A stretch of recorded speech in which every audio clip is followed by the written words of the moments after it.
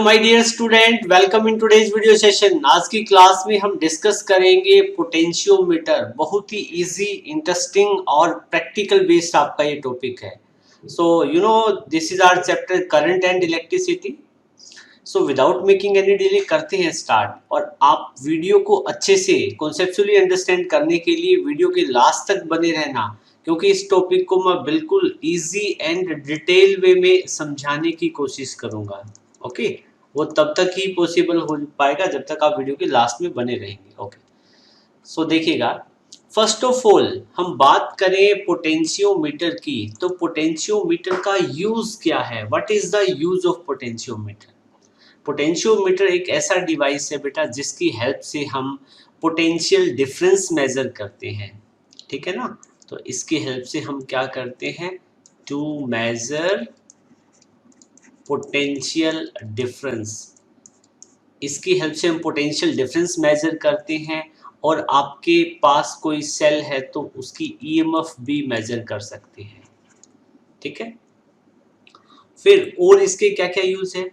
इसकी हेल्प से हम to measure internal resistance of cell. हमारे पास कोई एक सेल है तो उसका इंटरनल रेजिस्टेंस, आपको पता है ना, हर एक सेल का इंटरनल रेजिस्टेंस होता है, वो कैलकुलेट कर सकते हैं। या फिर हम ये भी बता सकते हैं, आपके पास दो सेल है, दोनों की ईएमएफ, एक सेल की E1 है, दूसरे की E2 है, किस सेल की ईएमएफ की वैल्यू ज़्यादा होगी?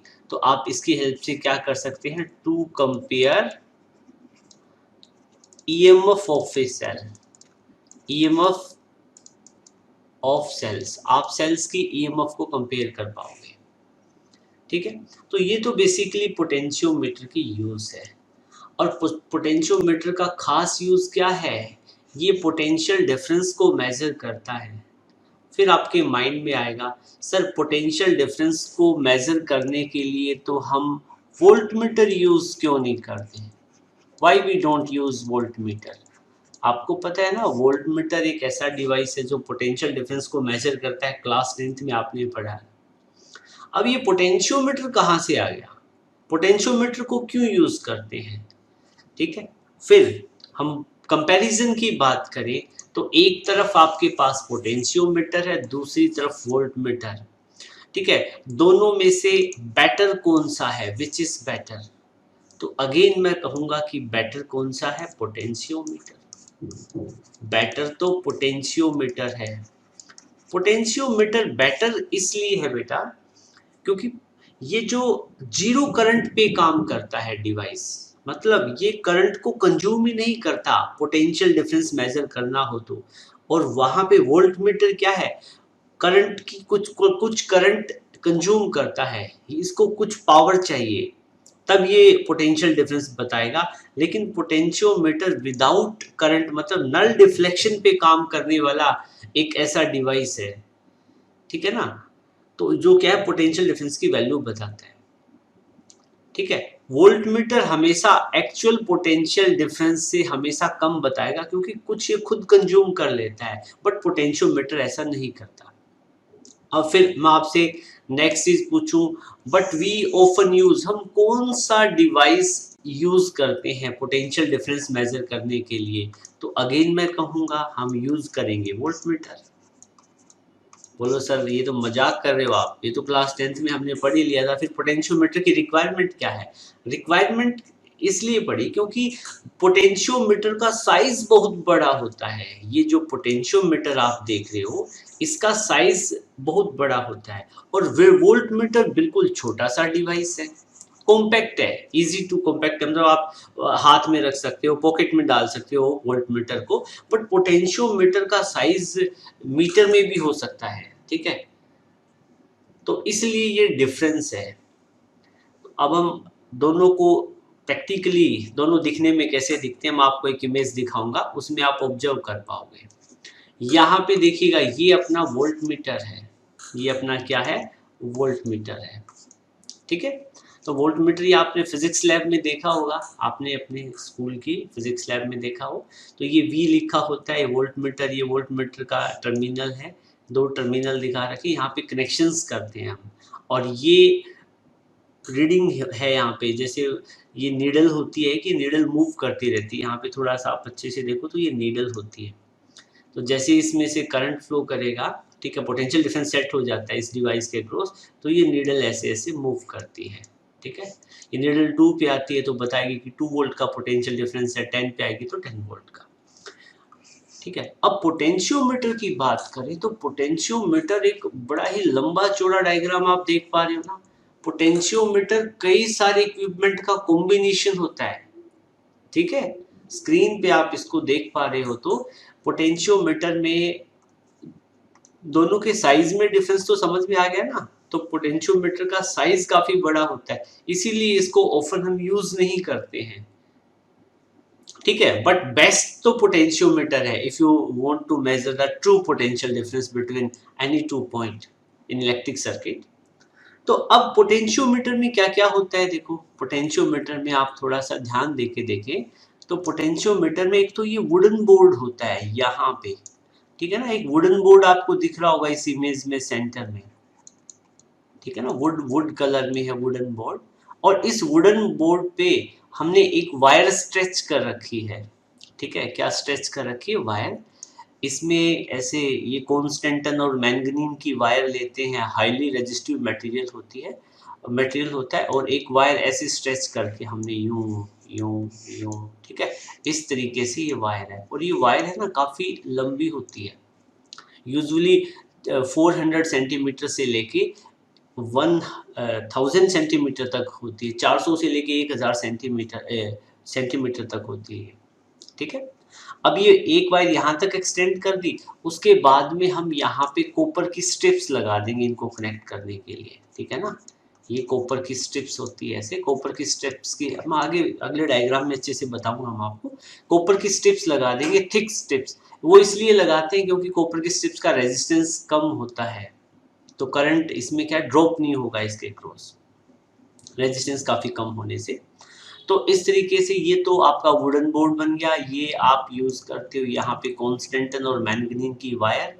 इनका area of cross section uniform होता है, और ये यूज़ इसलिए करते हैं क्योंकि इनमें से जब करंट लंबे टाइम पास करता है तो हीट हो जाती है ये, और हीट होने से इनका रेजिस्टेंस चेंज नहीं करता, ठीक है ना। टेम्परेचर डिपेंडेंस ऑफ रेजिस्टेंस वाला केस आपको याद हो तो इस जो कॉन्स्टेंटन और मैंगनीन की वायर का जो अल्फा होता है that is very very small. Alpha क्या था, टेम्परेचर कोफिशिएंट ऑफ रेजिस्टिविटी, ठीक है। फिर पोटेंशियोमीटर में एक तो ये वाला होता है, एक तो वायर होती है ये काफ़ी लंबी वुडन बोर्ड पे स्ट्रेच होती है, कॉपर की स्ट्रिप होती है। फिर यहाँ पे आप देख रहे हो सर्किट में रियोस्टेट भी यूज होता है, ठीक है। और एक एमीटर भी यूज होता है करंट मेजर करने के लिए। एक बैटरी भी कनेक्ट करते हैं, कैसे कनेक्शन करेंगे मैं आपको बताऊंगा, ठीक है। एक बैटरी या सेल यूँ कह दीजिएगा, सेल भी कनेक्ट कनेक्ट होता है, ठीक है। और यहाँ पे की भी कनेक्ट होगी, ठीक है। रियोस्टेट की हेल्प से हम सर्किट में कांस्टेंट करंट मेंटेन रखते हैं। ये रियोस्टेट क्या होता है, क्लास 10th में भी आपको याद हो तो ये एक वेरिएबल रजिस्टर होता है। इसकी हेल्प से सर्किट में हम करंट की वैल्यू को कम या ज़्यादा कर सकते हैं, और अल्टीमेटली सर्किट में कांस्टेंट करंट सप्लाई करेंगे, ठीक है। थोड़ा सा मैं आपको एक बार एक चीज़ बता रहा हूँ, आप ध्यान रखना। ये जो बैटरी होती है, ये जो बैटरी मैं येलो कलर से जहाँ हाईलाइट कर रहा हूँ, ये ब्लैक कलर की आप बैटरी देख रहे हो, ठीक है। होपफुली आपकी स्क्रीन पे अच्छे से दिख रही होगी। तो इसके दो टर्मिनल होते हैं, एक तो बैटरी का पॉजिटिव टर्मिनल, ये तो ये जो कॉन्स्टेंटन और मैंगनीन की वायर है इसके एक एंड पे कनेक्ट होता है, ठीक है। और जो इसका दूसरा टर्मिनल है बैटरी का, वो उसके साथ में की कनेक्ट होती है, एमीटर कनेक्ट होता है, रियोस्टेट कनेक्ट होता है। रियोस्टेट के थ्रू वो अल्टीमेटली इस वायर के दूसरे एंड पे कनेक्ट होती है। मतलब एक तरीके से ये बैटरी क्या कर रही है, वायर के एक एंड पे वायर के दोनों एंड पे पोटेंशियल डिफरेंस क्रिएट कर रही है। अब मैं रेड वाले टर्मिनल को पॉजिटिव बोलता हूँ तो यहाँ तो हायर पोटेंशियल हो गया, और ये जो ऑरेंज कलर वाला आपको स्क्रीन पे दिख रहा है इसको मैं नेगेटिव पोटेंशियल नेगेटिव टर्मिनल बोलूँ तो नेगेटिव नेगेटिव अल्टीमेटली नेगेटिव यहाँ पे कनेक्ट है। नेगेटिव दिख नहीं रहा है, ठीक है, चलो कोई बात नहीं, मैं ब्लैक कलर से नेगेटिव को दिखा देता हूँ। तो ये अल्टीमेटली क्या है, नेगेटिव टर्मिनल बन गया, ठीक है ना। ये सारे नेगेटिव के साथ में कनेक्ट है। तो ये तो एक डायग्राम है जिसके थ्रू मैं आपको पोटेंशियोमीटर बता रहा हूँ कि फिजिक्स लैब में आप देखोगे तो आपको इस तरह का पोटेंशियोमीटर का अरेंजमेंट होता है। बाकी और भी इसके साथ में कुछ कंपोनेंट कनेक्ट है। ये एक सेल कनेक्ट है, ये यहाँ पे एक सेल कनेक्ट है, यहाँ पे रेजिस्टेंस बॉक्स कनेक्ट है और की कनेक्ट है और यहाँ पे गैल्वेनोमीटर कनेक्ट है, ठीक है। और गैल्वेनोमीटर के साथ में यहाँ पे जोकी कनेक्ट है, ठीक है। तो ये एक पर्टिकुलर केस है जब हम किसी सेल का ईएमएफ मेजर कर रहे हैं, ठीक है। तो बस आप या इस डायग्राम से बस इतना ही समझिएगा कि पोटेंशियोमीटर कुछ ऐसा दिखता है और उसमें कई सारे कंपोनेंट होते हैं। इन कंपोनेंट को हम एक बार फिर से डिस्कस करेंगे डिटेल में, ठीक है बेटा। चलो अब हम आगे बढ़े। ओके, सो अब पोटेंशियोमीटर को आप देखते हो तो देखो यहाँ पे आपको एक क्लियर सा व्यू नजर आ रहा है, ठीक है। आपको मैं पूछूं कि बेटा बताओ वुडन बोर्ड कहाँ पे है, तो ये वुडन बोर्ड है, ठीक है ना। और वुडन बोर्ड की लेंथ काफी बड़ी होती है, तकरीबन ये पोटेंशियोमीटर है ना, ऐसे लेंथ वाइज बात करें तो 100 सेंटीमीटर लेंथ होती है ऐसे, ठीक है। और या यूं कहिएगा कि 1 मीटर, तो एक बताओ 1 मीटर की कोई चीज हो तो उसको कैरी करना इजी नहीं होता है ना, ठीक है। अब इसमें वायर देखो, वायर कितनी बड़ी यूज करके, वो बड़ी इंटरेस्टिंग चीज है देखना। वायर देखो बेटा, ए पॉइंट से कनेक्ट है, वायर ऐसे गई, ठीक है। फिर आगे कॉपर की स्ट्रिप है, ठीक है। फिर एक और वायर कट करके इसके साथ में कनेक्ट कर दी, ठीक है ना। हमने वायर को ऐसे देखो, वायर के कितने टर्न है, मतलब पोटेंशियोमीटर में वायर की लेंथ जितनी ज्यादा होगी पोटेंशियोमीटर उतना ही सेंसिटिव होगा। मतलब पोटेंशियोमीटर कम से कम पोटेंशियल डिफरेंस की वैल्यू अच्छे से मेजर कर पाएगा। This is called the sensitivity of potentiometer. तो आपको यहाँ पे पता चल गया है ये वुडन बोर्ड है, और वुडन बोर्ड पे ये कई सारे जो टर्न आप देख रहे हो ये वायर है, कॉन्स्टेंटन। ये वायर कौन सी है, कॉन्स्टेंटन या मैंगनीन, इस मटेरियल का नाम याद रखा करो, ठीक है। और यहाँ पे आप कुछ स्ट्रिप्स देख पा रहे होंगे, यहाँ पे ये जो स्ट्रिप्स है ये कॉपर की स्ट्रिप है, ये थिक कॉपर स्ट्रिप्स होती है, थिक कॉपर स्ट्रिप्स। और ये थिक इसलिए रखी जाती है ताकि इसका रेजिस्टेंस कम हो जाए। डन बेटा। चलो अब हम यहाँ पे क्या करते हैं, ये तो एक वायर है, एक वायर है जिसमें बहुत सारे हमने टर्न दे रखे हैं। डिसकंटिन्यूटी नहीं है इनमें, कंटिन्यूटी, क्योंकि कॉपर के थ्रू कनेक्ट कर रखी है, कॉपर की स्ट्रिप्स के थ्रू इनको, ठीक है। फिर हम वायर के दो एंड बन गए। अब देखो मैं रेड कलर से बना रहा हूँ, एक तो वायर का एंड ये बना, दूसरा ये बना, बाकी में तो वायर को ऐसे ऐसे घुमा रखा है, ठीक है। और इस वुडन बोर्ड पे एक स्केल भी होता है, वो मैंने नहीं बताया आपको, ये स्केल भी होता है, यहाँ पे स्केल होता है। स्केल पे एक जगह 0 मार्क्स होता है, 0 होता है यहाँ पे मार्क 0 सेंटीमीटर, और यहाँ पे 100 सेंटीमीटर। तो जब एक एक वायर पूरी हो जाएगी यहाँ पे 100 सेंटीमीटर, फिर 200, फिर 300, फिर 400, 5, 6, 7, 8, 9, 10, ठीक है ना। ऐसे 1000 सेंटीमीटर तक जाए लेंथ जाती है वायर की, ठीक है बेटा। अब देखो वायर के दोनों एंड पे हम बात करें तो वायर का एक एंड तो ये बैटरी के साथ यहाँ से कनेक्ट है, ठीक है। और वायर का दूसरा एंड देखो बैटरी के साथ यहाँ से कनेक्ट है, और उसके बीच में रियोस्टेट आ गया, वेरिएबल रजिस्टर, ठीक है ना। रियोस्टेट के लिए सिंबल कुछ ऐसा हम करते हैं, रेजिस्टेंस का सिंबल बना के उसमें एक एरो बना देते हैं, ये रियोस्टेट को रिप्रेजेंट करता है। फिर आगे हमने की लगा दी, की फिर बैटरी के साथ कनेक्ट कर दी, ठीक है। और इस सारे सर्किट को हम बोलते हैं ड्राइविंग सर्किट। क्या बोलते हैं, ड्राइविंग सर्किट। ड्राइविंग सर्किट क्यों बोला भाई, यहाँ पे ये सर्किट है ना पोटेंशियोमीटर का मेन सर्किट होता है, ठीक है ना। ये क्या करता है सर्किट को यूं मानिएगा कि पोटेंशियोमीटर को ड्राइव करता है, या इसको प्राइमरी सर्किट भी हम बोल देते हैं। क्या बोल देते हैं, प्राइमरी सर्किट। इसको बनाने की रिक्वायरमेंट नहीं है ना, तो ये ऊपर वाले डायग्राम आपको बनाने दोनों के दोनों, ठीक है, और ना ये वाला बनाना आपको, ठीक है। ये तो मैं चाह रहा हूँ कि मैक्सिमम आप है ना इस चीज को देख सकें, ठीक है ना, पोटेंशियोमीटर होता क्या है, ताकि डिटेल डिस्कशन से ये सारी चीजें क्लियर हो जाए, ठीक है। चलो अब उसके बाद में हम बात करेंगे कंस्ट्रक्शन ऑफ पोटेंशियोमीटर की। आपको कंस्ट्रक्शन तो लिखनी है, लेकिन ये वाला डायग्राम फिर नहीं ड्रॉ करना, ये वाला डायग्राम नहीं ड्रॉ करना। चलो बेटा, कंस्ट्रक्शन की बात करें तो पोटेंशियोमीटर में क्या क्या है जो मैंने बताई वही कहानी है सारी की सारी। पोटेंशियोमीटर एक long usually 400 centimeter to 1000 centimeter highly resistive potentiometer consist, potentiometer में होता है ए लॉन्ग वायर। क्या होती है? Long wire. लॉन्ग वायर जिसकी लेंथ कितनी हो 400 सेंटीमीटर से लेके 1000 सेंटीमीटर तक, और जो हाईली रेजिस्टिव मटेरियल कॉन्स्टेंटन और मैंगनीन की होती है, ठीक है, of uniform area of cross section, जिसका एरिया ऑफ क्रॉस सेक्शन हर जगह एक जैसा होता है, जिसको हम वुडन बोर्ड पे स्ट्रेच कर रखे करते हैं, ठीक है ना। अभी आपने देखा था कि हमने स्ट्रेच कर रखा था। और इसी सर्किट में एक जोकी भी होती है। क्या होती है? Jockey is also provided to make sliding contact at any point on wire.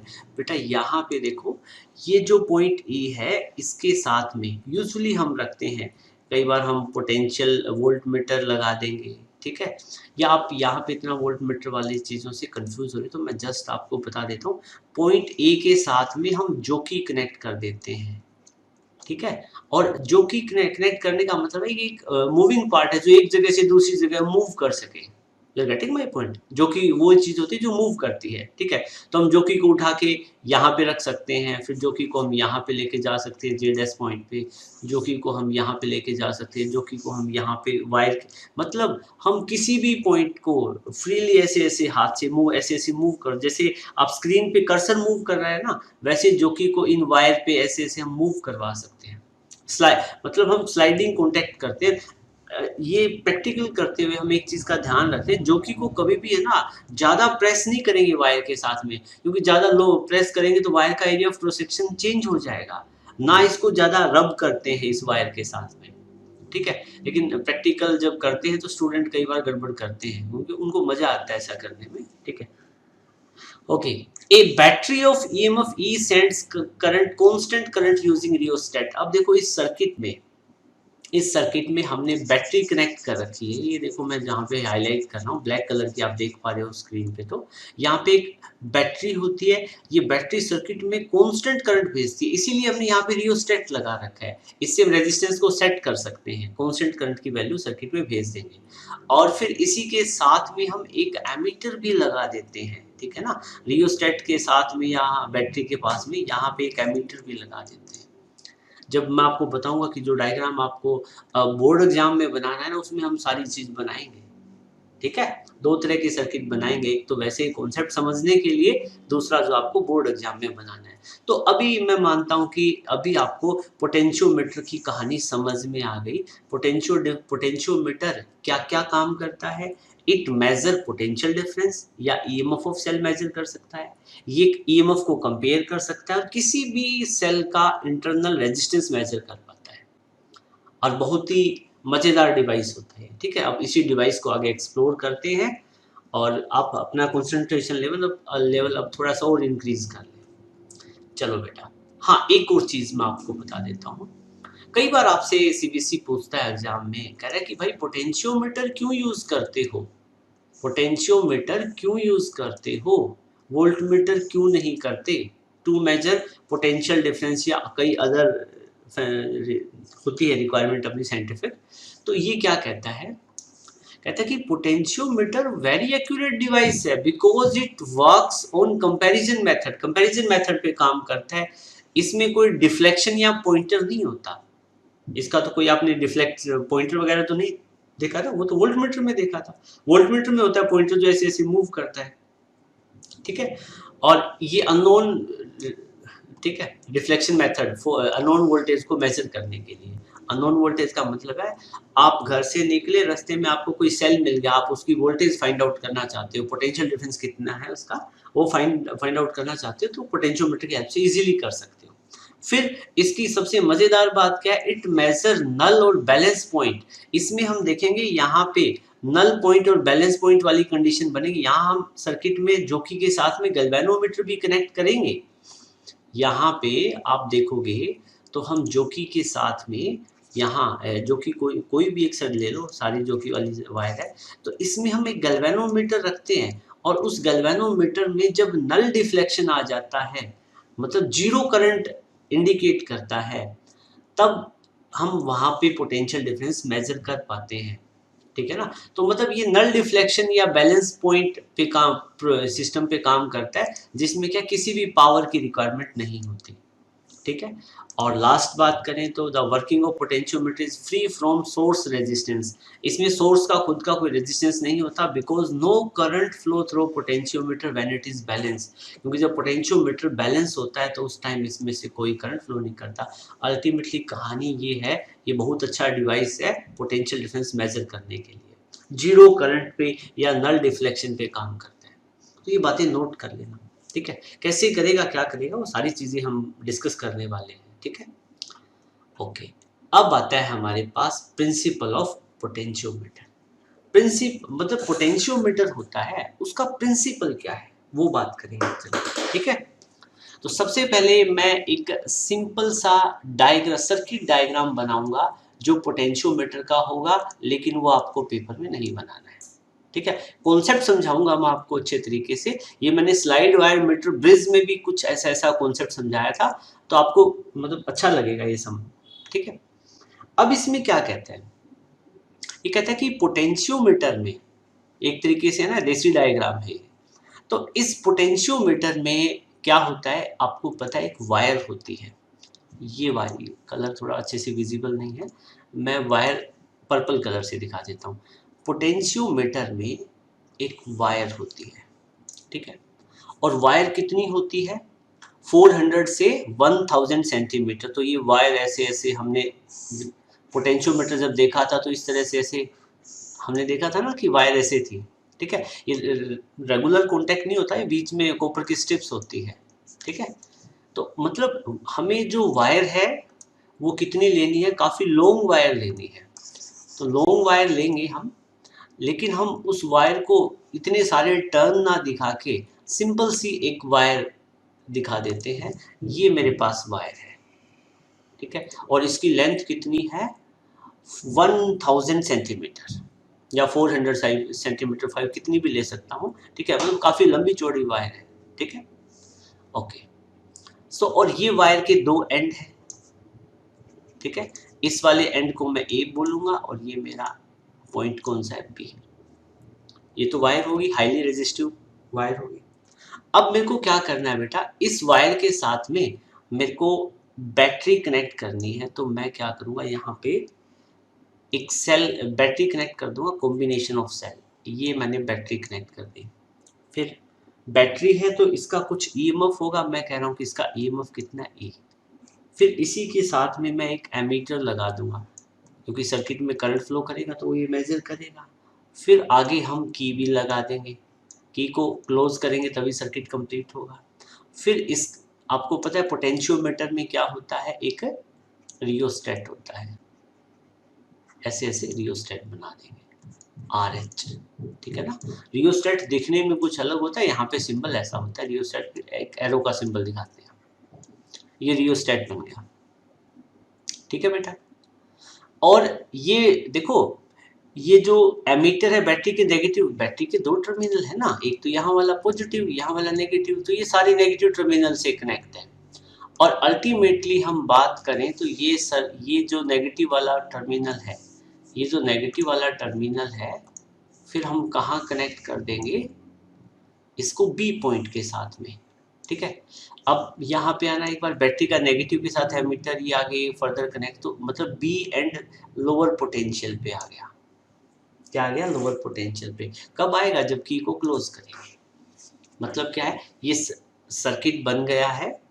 अब हमने इसमें resistive wire A B, purple colour की जो वायर देख रहे हो, एक रेजिस्टिव वायर है, ठीक है। सर्किट में बैटरी है, एमीटर है, की है, रियोस्टेट है, और ये कनेक्टिंग वायर है, ये कॉपर की होती है, ठीक है। जो ब्लैक कलर में आप देख रहे हो ना, ये सारी वायर ही होती है, कॉपर की वायर होती है। वेरी लो रेजिस्टेंस होता है, तो इनके अक्रॉस हम ड्रॉप नेग्लिजिबल मानते हैं, ठीक है, क्योंकि कॉपर की कंडक्टिविटी वेरी हाई होती है, ठीक है बेटा। ऐसा करने से क्या होगा, हमने जैसे ही बैटरी इसमें कनेक्ट करेंगे सर्किट में, सर्किट क्लोज हो गया, तो ऑटोमेटिकली जो ए पॉइंट है वो आ जाएगा हायर पोटेंशियल पे और बी चला गया लोअर पोटेंशियल पे, क्योंकि ए बैटरी के पॉजिटिव टर्मिनल के साथ कनेक्ट है, ठीक है। तो अब क्या होगा यहाँ पे इस सर्किट में, मतलब क्या चेंजेस होंगे? नेचुरल सी बात है, सर्किट में करंट फ्लो करेगा, और वो करंट कौन मेजर करेगा? ये एमीटर मेजर करेगा। ये एमीटर बताएगा आपको कि सर्किट में करंट कितना है। ठीक है, अब एक बात बताओ बेटा, हम एक छोटा सा डिस्कशन करते हैं, उससे चीजें काफी क्लियर होगी आपको। ये मैंने स्लाइड वायर मीटर ब्रिज वाले कॉन्सेप्ट में भी किया था। बेटा मैंने कहा बैटरी है 100 वोल्ट की, बैटरी है 100 वोल्ट की, मतलब ये जो सेल है ना, ये जो बैटरी आप देख रहे हो जिसका ईएमएफ है, मैं कह रहा हूँ वो 100 वोल्ट है। तो बैटरी का पॉजिटिव कितने वोल्ट पे हुआ? 100 पे। और नेगेटिव कितने पे हुआ? 0 वोल्ट पे। डन। तो अब बैटरी का पॉजिटिव 100 पे है, नेगेटिव 0 वोल्ट पे है, इनका पोटेंशियल डिफरेंस 100 वोल्ट है। ठीक है, तो वही बैटरी का पोटेंशियल डिफरेंस हो जाता है। तो ऑटोमेटिकली ए पॉइंट कितने वोल्ट पे आ जाएगा? 100 वोल्ट पे। और बी पॉइंट बैटरी के नेगेटिव के साथ कनेक्ट है, सारी चीजें सीरीज में कनेक्ट है। ठीक है, तो ये बी पॉइंट आ गया 0 वोल्ट पे। ठीक है, अब मैं आपसे एक चीज पूछता हूं कि जैसे ही बेटा हम ए से बी की तरफ जाएंगे, ए से हम बी की तरफ जाएंगे, तो वोल्टेज क्या होगा? ड्रॉप। वोल्टेज क्या हो रहा है? ड्रॉप। क्यों हो रहा है ये ड्रॉप? देखो, ए और बी के बीच में क्या है? ये पर्पल कलर वाली वायर है। क्या है? ये पर्पल कलर वाली वायर है, और इसकी रेजिस्टिविटी क्या है? हाई। इस वायर का कुछ लेंथ है, इसका कुछ एरिया है, तो इस पूरी वायर का कुछ रेजिस्टेंस होगा ना? अरे डेफिनेटली होगा। कितना होगा रेजिस्टेंस? आर कितना होगा? रो एल बाई ए। आप ऐसे इस पूरी वायर का रेजिस्टेंस निकाल सकते हो। ठीक है, अब मैं इस पूरी वायर को एक रेजिस्टेंस आर बना दूं, तो इस वायर में से, मतलब इस आर रेजिस्टेंस में से करंट फ्लो करेगा, तो वोल्टेज का ड्रॉप होगा ना? डेफिनेटली होगा। कितना होगा? आई इंटू आर। यही तो ओम्स लॉ कहता था, यही तो ओम्स लॉ हमें कहता था। ठीक है, अब मैं आपसे ये कहूं कि वायर पे इसी वायर पे यहां पे कोई एक पॉइंट है सी, सी पॉइंट पे कितना पोटेंशियल डिफरेंस होगा? देखो, ए पॉइंट पे पोटेंशियल डिफरेंस कितना है? 100 वोल्ट। तो ए से सी तक जाएंगे, तो ए से सी के बीच में जो वायर है वो छोटी सी वायर होगी। इसकी लेंथ कितनी है? L1। इसका एरिया कितना है? A। रेजिस्टिविटी कितनी है? रो। तो L1 लेंथ है, सपोज करो ये जो L1 लेंथ है, इस L1 लेंथ का रेजिस्टेंस कितना? R1 है। कैसे वैल्यू निकालोगे? रो L1 बाई A। ठीक है, तो ये एक रजिस्टर की तरह काम करेगी। इसमें से मान लो आई करंट पास कर रहा है, रजिस्टर रेजिस्टेंस कितनी इसकी? R1। तो वोल्ट ड्रॉप कितना होगा? I into R1। मतलब इस वायर के अक्रॉस ड्रॉप होगा, इस वायर के अक्रॉस क्या होगा? ड्रॉप होगा। आप बात समझ गए होंगे।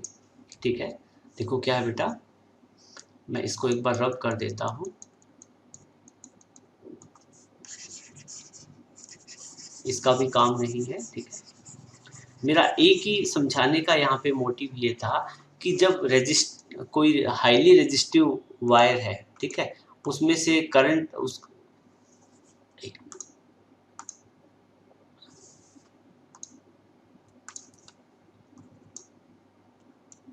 ठीक है ना, तो यहाँ पे इस वायर के अक्रॉस हम ए से बी की तरफ चलेंगे, तो वोल्टेज का ड्रॉप होगा। ठीक है ना, वोल्टेज का क्या होगा? ड्रॉप होगा। ठीक है, और मैं आपको ये कह देता हूं कि ये जो वायर है ना, इसका लेंथ कितना हो? एल लेंथ हो। ए से बी के बीच में कितना लेंथ है? एल लेंथ है। जैसे बोल सकता हूँ एल लेंथ की वैल्यू कुछ भी हो सकती है। ठीक है ना, ये 100 वोल्ट वाली कहानी भी मत लिखो, ये यहाँ से ये भी रब कर दो।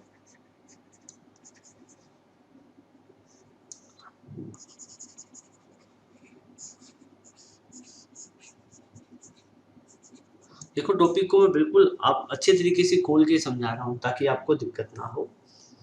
ठीक है बेटा, अब देखो, अब आपसे पूछा क्या गया है, कह रहे कि जो प्रिंसिपल ऑफ पोटेंशियोमीटर है क्या, मतलब पोटेंशियोमीटर का प्रिंसिपल क्या है? पोटेंशियोमीटर का प्रिंसिपल क्या है बेटा? लिखो, लिखो, the fall of potential along fall of potential across, ऐसे लिखो, fall of potential across any portion of wire, बेटा यहाँ पे देखना, हमने देखा था कि वायर का हमने इतना हिस्सा लिया था तो उसके क्रॉस वोल्टेज ड्रॉप हो गया था, हम इतना हिस्सा लेंगे तो भी वोल्टेज ड्रॉप होगा, इतना होगा तो भी वोल्टेज ड्रॉप होगा, ठीक है ना, ऐसे वोल्टेज ड्रॉप होता रहता है। तो अब यहाँ पे हमारे सामने क्या चीज आती है, यहाँ पे आप लिखोगे fall of potential across any portion of wire is directly proportional to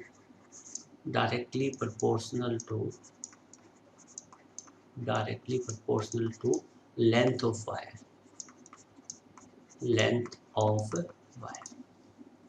कहने का मतलब क्या हुआ बेटा, कह रहे कि वायर की लेंथ जितनी ज्यादा बढ़ेगी ना, उतना ही इस लेंथ के अक्रॉस क्या वोल्टेज का ड्रॉप होगा या पोटेंशियल का फॉल होगा। तो कहने का मतलब क्या है कि आपने क्या कर रखा है, इस वोल्टेज, ये जो वायर है इसके अक्रॉस पोटेंशियल डिफरेंस को हम V से रिप्रेजेंट करते हैं, किससे रिप्रेजेंट करते हैं, V से। तो फॉल ऑफ पोटेंशियल है वो डायरेक्टली प्रोपोर्शनल क्या होगा, L के, किसके होगा, डायरेक्टली प्रोपोर्शनल L के। You are getting my point. या फिर आप इसको ये जो बैटरी है इसका, यहाँ पे ये भी कर सकते हो, ये बैटरी है इसका EMF E की वजह आप इसको वोल्टेज V दिखा देते हो, ये बैटरी का पोटेंशियल डिफरेंस है ना, ठीक है ना, ये बैटरी, क्योंकि हमने यहाँ इंटरनल रेजिस्टेंस नहीं दिखाया है, ठीक है, तो आप कोई नहीं V से दिखाओ या E से दिखाओ, कोई फर्क नहीं पड़ेगा।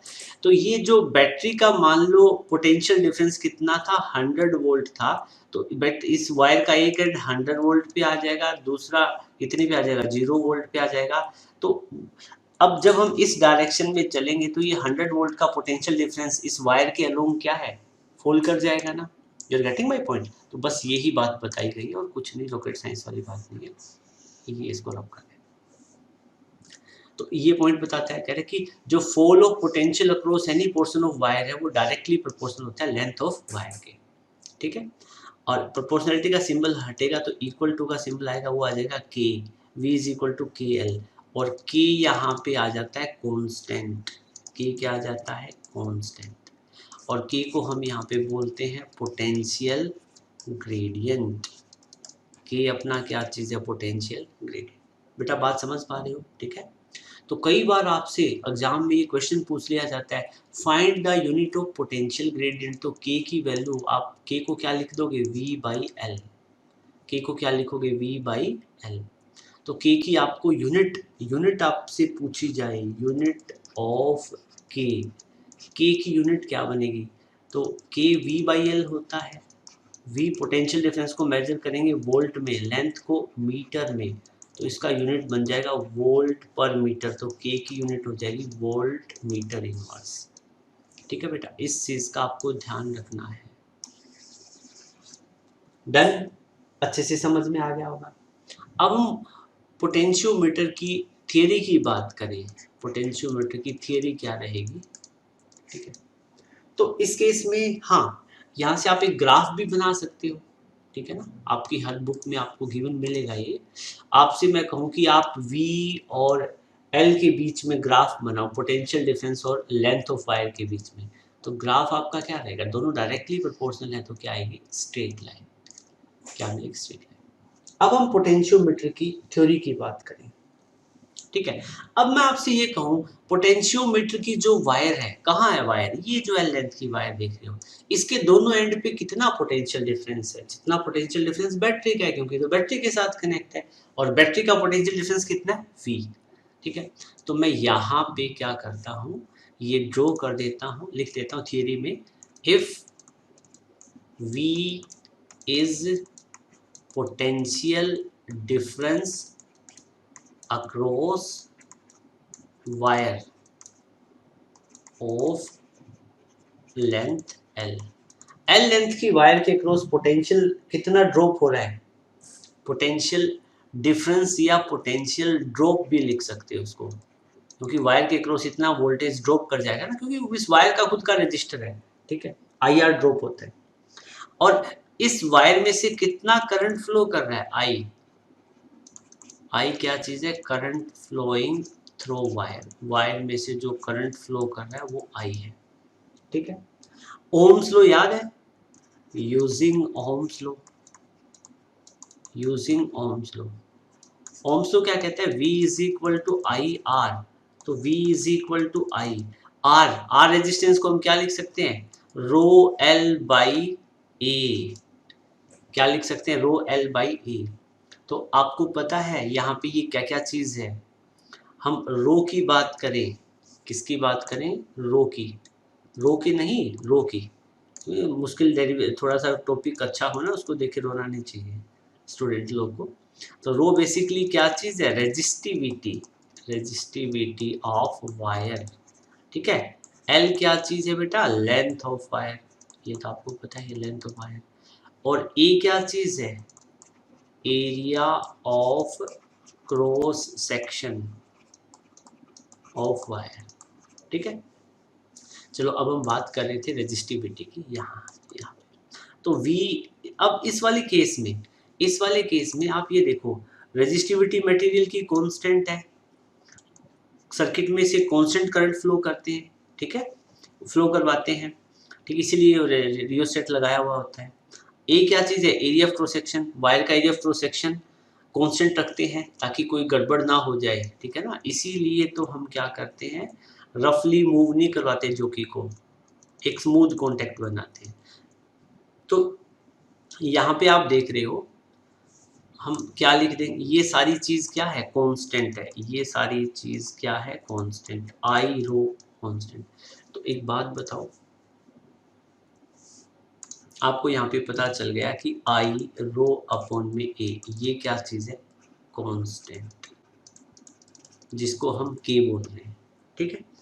तो यहाँ पे आपका फॉर्मूला क्या बन जाएगा, V is equal to K into L, V is equal to K into L, ठीक है। अब हम रिवर्स प्रोसेस में चलते हैं, तो जब मैं इक्वल टू का सिंबल है, कांस्टेंट है, तो इसको ऐसे भी तो लिख सकता हूँ, V is directly proportional to L, लिख सकता हूँ ना, ठीक है। तो यहाँ से हमें क्या पता चलता है कि fall of potential is directly proportional to length, तो ये आपको नोट कर लेना है, ठीक है बेटा। ये तो इसकी थियरी का पार्ट था, इतनी थ्योरी पोटेंशियोमीटर की मेंशन करनी है आपको। अब हम आते हैं, देखो सिंपल सर्किट, ये वाला सर्किट मैंने आपको अभी करवाया है थोड़ी देर पहले, ठीक है ना, कि इस तरह का सर्किट बनता है। आपने देखा यहाँ पे बैटरी होती है, एमीटर होता है, की होता है, रियोस्टेट होता है, ये वायर होती है, ए बी जो थिक डार्क ब्लैक कलर में आपको दिख रही है। तो ये तो डायग्राम है, एक जनरल डायग्राम है, मैंने कॉन्सेप्ट समझाने के लिए बता दिया। बट पोटेंशियोमीटर रियलिटी में कैसा होता है, रियलिटी में तो ये देखो इस तरह का होता है पोटेंशियोमीटर। हमें डायग्राम, इस वाले डायग्राम को सर्किट डायग्राम बनाना पड़ेगा, ठीक है ना। तो इसका सर्किट डायग्राम बनाने के लिए अब देखो हम कुछ ऐसे करेंगे, ठीक है। मैंने पहले ही कुछ थोड़ा सा डायग्राम बना लिया ताकि दिक्कत, टाइम ज़्यादा कंज्यूम ना हो, वीडियो ज़्यादा लेंदी ना बने। ये जो बैटरी देख रहे हो, इसका आप ईएमएफ लिख दो या पोटेंशियल डिफरेंस लिख दो, कुछ फर्क नहीं पड़ेगा। मैं कहता हूँ ये बैटरी है, इसका ईएमएफ कितना है, ई, ठीक है। और ये बैटरी का पॉजिटिव टर्मिनल है, यहाँ पे नेगेटिव टर्मिनल है, ठीक है ना। तो बैटरी का पॉजिटिव टर्मिनल कॉपर की एक स्ट्रिप के साथ कनेक्ट कर देंगे, जिसको हम पॉइंट ए बोलेंगे, ठीक है। और फिर ए पॉइंट के साथ में हम क्या करेंगे, ए से इधर यहाँ पे एक वायर कनेक्ट कर देंगे, कनेक्ट होगी वायर। और ये जो वायर आप देख रहे हो, ये कौन सी, कांस्टेंट और मैंगनीज की वायर, किसके साथ, ये जो रेक्टेंगुलर पोर्शन जितने भी देख रहे हो सारे कॉपर की स्ट्रिप है। तो कॉपर की स्ट्रिप के साथ कनेक्ट कर दिया तो ऑटोमेटिकली इस स्ट्रिप में करंट फ्लो होगा, ठीक है, या पोटेंशियल डिफरेंस सेट हो जाएगा इनके क्रॉस। अब एक बात बताओ, ये वायर, अब इस स्ट्रिप से मैं क्या करूंगा, एक और वायर लूंगा और ऐसे कनेक्ट कर दूंगा, इसको ऐसे कनेक्ट कर दूंगा, इसको ऐसे कनेक्ट कर दूंगा, गेटिंग माय पॉइंट।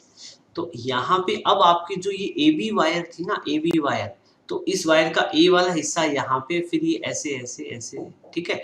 यहाँ पे मैं बना देता हूँ बी पॉइंट, यहाँ पे बना दिया मैंने बी पॉइंट, समझ गए बेटा। अब यहाँ पे इस वाले केस में इस ए बी वायर की लेंथ मान लो मैं कहता हूँ 400 मीटर है, तो ये 100 मीटर की, ये 100 की, ये 100 की, ये 100 की, आपस में कनेक्टिविटी के लिए क्या देख रहे हो आप, कॉपर की स्ट्रिप है, थिक कॉपर की स्ट्रिप होती है। तो अब भी ये पोटेंशियोमीटर, ये दोनों इक्विवेलेंट लेंथ है दोनों वायर की, बस हमने अब ए और बी का रियलिटी में हम इसको बनाने लग जाएं तो 400 मीटर कितनी लंबी लेंथ हो जाए, 400 सेंटीमीटर, सॉरी 400 सेंटीमीटर काफी लॉन्ग लेंथ हो जाएगी। तो इतना तो फिजिक्स लैब में भी स्पेस बड़ा लिमिटेड होता है ना, तो सारी जगह पोटेंशियोमीटर ले लेगा तो बाकी इंस्ट्रूमेंट कहाँ रखेंगे, you are getting my point. इसलिए हम इसको ऐसे वायर को टर्न दे देते हैं, ठीक है। ओके, तो ये मैं रब कर देता हूँ, ठीक है बेटा।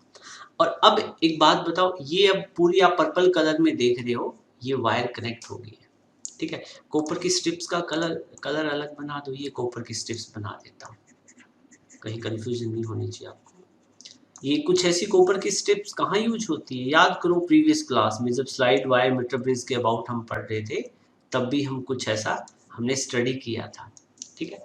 चलो कोई बात नहीं। फिर वायर का ये जो दूसरा हिस्सा है, ठीक है, ये हम बैटरी के नेगेटिव टर्मिनल के साथ कनेक्ट करेंगे ना, तो ये नए बैटरी के नेगेटिव टर्मिनल के साथ में, लेकिन बीच में रियोस्टेट की, एमीटर, ये सारी चीज आ जाती है।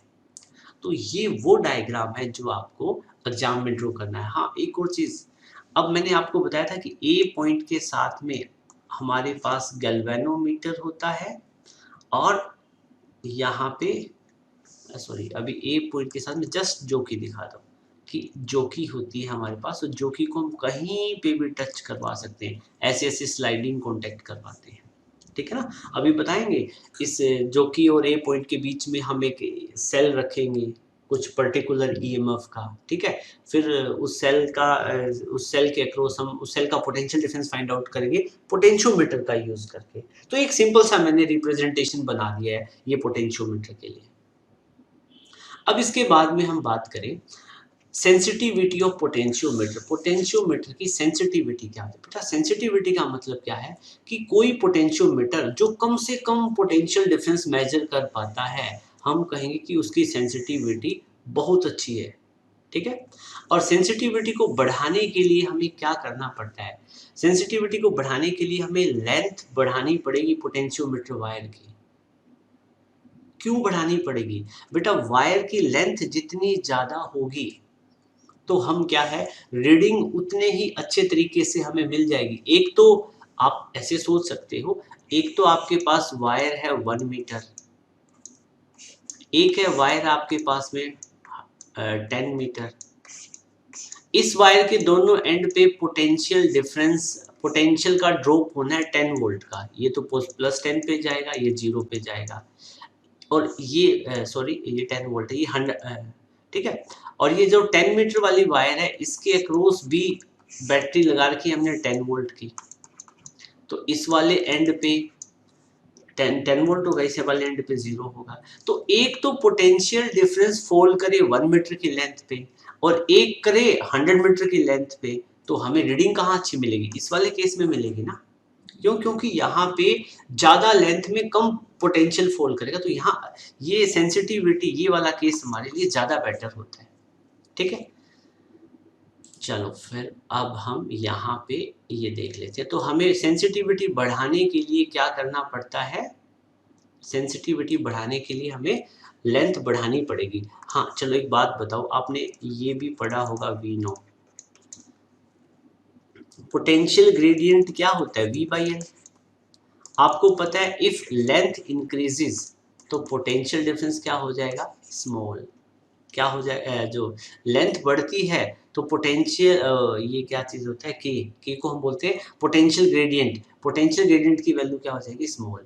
तो सेंसिटिविटी बढ़ाने वाले केस में पोटेंशियोमीटर पोटेंशियल ग्रेडियंट को घटा दोगे, डिक्रीज कर दोगे, तो उसका मतलब क्या, लेंथ इंक्रीज कर दोगे एक तरीके से, तो उस केस में भी पोटेंशियोमीटर ज़्यादा सेंसिटिव हो जाएगा। या फिर आप सर्किट में क्या है, करंट की वैल्यू को रिड्यूस करेंगे रियोस्टेट का यूज करके। तो इन सभी केसेस में हम पोटेंशियोमीटर की सेंसिटिविटी को इंक्रीज कर पाते हैं, ठीक है।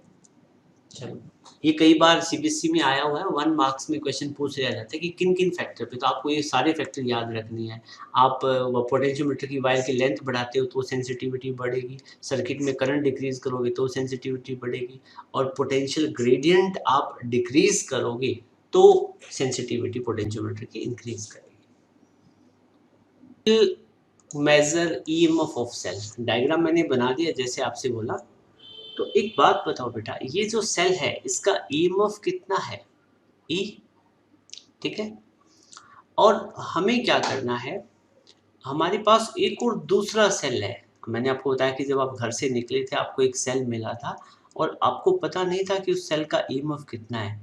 ये वो सेल था, होगा इसका कोई ईएमएफ कितना, E1, कितना ईएमएफ E1। तो आपको क्या करना पड़ेगा, इस सेल को आप उठाओगे और यहाँ पोटेंशियोमीटर के साथ में अटैच कर दोगे। अटैच कैसे करोगे, यहाँ पे देखो आपके पास में एक सेल है, इसका कोई ना कोई तो ईएमएफ होगा, आपको नहीं पता है कितना है, ठीक है। और इस सेल का कुछ इंटरनल रेजिस्टेंस भी होगा, स्मॉल r। फिर आप इस सेल के साथ में गैल्वेनोमीटर कनेक्ट कर दोगे जो सर्किट में करंट मेजर करेगा, और गैल्वेनोमीटर के साथ में आप एक जॉकी कनेक्ट कर दोगे, ये जॉकी कनेक्ट कर दें, ठीक है, जे से रिप्रेजेंट करते हैं, ठीक है बेटा। और जो इस सेल का जो पॉजिटिव टर्मिनल है, इस सेल के पॉजिटिव टर्मिनल को हम कहाँ कनेक्ट करेंगे, ए पॉइंट के साथ में, ऐसे ए पॉइंट के साथ में हम कनेक्ट कर देंगे, ठीक है। अब बेटा बात ध्यान से सुनना, देखो क्या है, ये तो सेल कनेक्ट कर दिया है हमने, ये वो सेल है जिसकी ईएमएफ हमें पता नहीं है, ठीक है ना, अननोन सेल है। तो यहाँ पे आप कुछ चीज़ें लिख लो, E1, let E1 is EMF of unknown cell. ये जो अननोन सेल है उसकी ईएमएफ है जो हमें फाइंड करनी है, E1 की वैल्यू कैलकुलेट करनी है। E जो ईएमएफ है ये तो एक तरीके का पोटेंशियल डिफरेंस है जो इस वायर के अक्रॉस सेट हो रखा है। वायर कौन सी, ये जो वायर आप देख रहे हो जिसको मैं हाईलाइट कर रहा हूँ, इस पूरी वायर के अक्रॉस देखो ये बैटरी कनेक्ट है ना एक तरीके से, ठीक है। तो इस वायर के अक्रॉस कितना पोटेंशियल डिफरेंस सेट है, E कितना सेट है, E, ठीक है ना। मैं इसको ईएमएफ बोलूँ या पोटेंशियल डिफरेंस बोलूँ कोई फर्क नहीं पड़ना चाहिए, ठीक है। तो अब मैं यहाँ पे कह रहा हूँ कि E is potential drop across wire of length L। L length की वायर के अक्रॉस इतना पोटेंशियल ड्रॉप हुआ है या इतना वोल्टेज ड्रॉप हुआ है, ठीक है। तो आपको पता है वी नो, ये जो वोल्टेज पोटेंशियल ड्रॉप है ये डायरेक्टली प्रोपोर्शनल लेंथ के होता है। तो इसको मैं E इज इक्वल टू के बाई एल लिख सकता हूँ, ठीक है ना। ऐसा हम लिख सकते हैं ना, E इज इक्वल टू के एल, मतलब आपको वायर का के पता है और वायर का आपको क्या पता है, के पता है और लेंथ पता है, तो आप उस वायर के अक्रॉस क्या निकाल सकते हो कि कितना वोल्टेज ड्रॉप होगा या कितना पोटेंशियल ड्रॉप होगा। E यहाँ पे वोल्टेज ड्रॉप है और लेंथ क्या है L, और के को हम क्या बोलते हैं, potential gradient of potentiometer wire. Hopefully आप इन सब चीज़ों से आपको इंट्रोड्यूस हो, ठीक है, अवेयर हो, आपको पता होगा। अब देखो सिचुएशन कैसे आती है, हमें सेल का ईएमएफ मेजर करना है। तो हम एक छोटा सा एग्जांपल लेंगे इस चीज़ को समझने के लिए, ठीक है। पहले तो ये आप ये देखो कि जब जैसे ये सेल आप कनेक्ट करोगे पोटेंशियोमीटर के साथ में, फिर ये आप गैल्वेनोमीटर है और जॉकी है, आप जॉकी को ऐसे ऐसे इस पूरी वायर पे स्लाइड करोगे। तो पूरी वायर पे स्लाइड करोगे तो आपको पता है गैल्वेनोमीटर में एक नीडल होती है, वो कभी लेफ्ट में डिफ्लेक्ट करेगी कभी राइट में डिफ्लेक्ट करेगी, और अल्टीमेटली एक ऐसा पॉइंट होगा जहाँ पे क्या है, डिफ्लेक्शन नहीं होगा, जहाँ पे डिफ्लेक्शन नहीं होगा, या गैल्वेनोमीटर की नीडल बिल्कुल सेंटर में रहेगी, जीरो पे रहेगी, और उस पॉइंट को हम बोलेंगे नल डिफ्लेक्शन। और मैं ये कह रहा हूं कि वो सिचुएशन आ गई है एट नल या जीरो डिफ्लेक्शन, मतलब हमने एक ऐसा पॉइंट इस वायर पे फाइंड आउट कर लिया है जहां पे गैल्वेनोमीटर क्या दिखा रहा है, नल डिफ्लेक्शन। ठीक है, और इस पॉइंट को मैं बोल देता हूं कि ये पॉइंट है सी। यहाँ पे कौन सा पॉइंट है, सी पॉइंट। ठीक है, एट मतलब यहाँ पे जो कि हम कहाँ पे लेके आते हैं, देखो लिखो at C, eight C galvanometer source C point पे, सी पॉइंट पे गैल्वेनोमीटर यहाँ पे क्या कर रहा है, नल डिफ्लेक्शन दिखा रहा है। क्या सिचुएशन रही होगी बेटा यहाँ पे नल डिफ्लेक्शन दिखाने की, क्या वजह है? देखो ये जो सेल आपने देखा, इस सेल का इस ये वाला पॉइंट, इसको मैं डी पॉइंट बोलूं, इस पॉइंट को मैं ई पॉइंट बोल दूं, इन डी और ई के बीच में कोई पोटेंशियल डिफरेंस है क्या? डेफिनेटली है। और ए और सी के बीच में भी कोई पोटेंशियल डिफरेंस होगा? डेफिनेटली होगा बेटा। देखो अब मैं कह रहा हूं कि इस बैटरी की कोई ईएमएफ थी, कुछ ना कुछ वैल्यू होगी। ठीक है, तो अब एक बात बताओ, मैं ये जो सर्किट पे, पूरे सर्किट पे ध्यान दो, पूरे सर्किट पे हमने ईएमएफ की बैटरी कनेक्ट की थी। उस बैटरी का पोटेंशियल था 100 वोल्ट। कितना था? 100 वोल्ट। तो एक बैटरी का एंड तो रहेगा 100 वोल्ट पे, दूसरा 0 वोल्ट पे। तो ये वाला 0 पे, तो अल्टीमेटली बी पॉइंट किस पे आ गया? 0 वोल्ट पे। और ए वाला आ गया 100 वोल्ट पे। ए वाला पॉइंट कितने वोल्ट पे आ गया? 100 वोल्ट पे। यहाँ पे आ गया 100 वोल्ट पे। ठीक है, अब जैसे जैसे मैं ए से सी और फिर फर्दर बी पॉइंट की तरफ जाऊंगा तो वोल्टेज ड्रॉप करेगा, बिल्कुल करेगा। लेंथ के साथ में वोल्टेज ड्रॉप करता है। Fall of potential takes place, sorry आप ऐसे बोलो ज्यादा बेटर रहेगा, fall of potential takes place along length. ठीक है, और आप ए से बी पॉइंट पे जाते तो एल लेंथ कवर करते तो वोल्टेज जो आपका पोटेंशियल कितना फॉल करता, वो करता ई। ये हमने यहाँ पे लिखा था, कितना करता? ई। ठीक है ना, ये यहाँ पे मैंने आपको बताया था।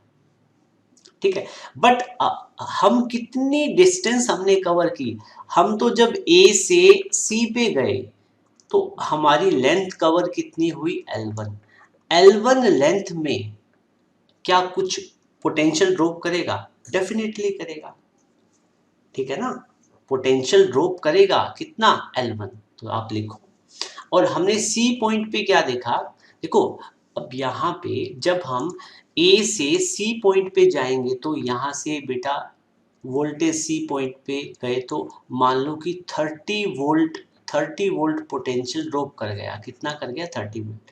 ए और सी के बीच में पोटेंशियल का डिफरेंस कितना हो गया? 30। ठीक है, तो अब एक बात बताओ, अब इन दोनों के पैरेलल में, ए और सी के पैरेलल में जो सेल कनेक्ट है, इसका भी तो पोटेंशियल कितना होगा? 30 वोल्ट। देखो ए और सी के बीच का डिफरेंस कितना है? 30 वोल्ट। और डी और ई के बीच का 30। जब पोटेंशियल डिफरेंस दोनों के अक्रॉस सेम हो जाए, मतलब दोनों, मतलब जो पोटेंशियल डी पे है वही ए पे, जो ई पे है वही सी पे हो जाए, तो सेम पोटेंशियल होगा, तभी तो सर्किट में करंट फ्लो नहीं किया ना। You are getting my point? इसका मतलब जितना पोटेंशियल डीई के अक्रॉस है उतना ही पोटेंशियल क्या है? एसी के अक्रॉस है। तभी तो गैल्वेनोमीटर क्या दिखा रहा है? गैल्वेनोमीटर जीरो डिफ्लेक्शन दिखा रहा है, नल डिफ्लेक्शन दिखा रहा है, कह रहा है कि सर्किट में कोई करंट नहीं है। You are getting my point? तो ऐसी सिचुएशन होगी। मैं इसको रब कर देता हूँ, तो वैसे समझाने के लिए मैंने आपको बताया था। ठीक है, तो जब फिर ये क्या कह रहा है कि जब नल डिफ्लेक्शन वाली कंडीशन होगी तो हम क्या कह सकते हैं? वी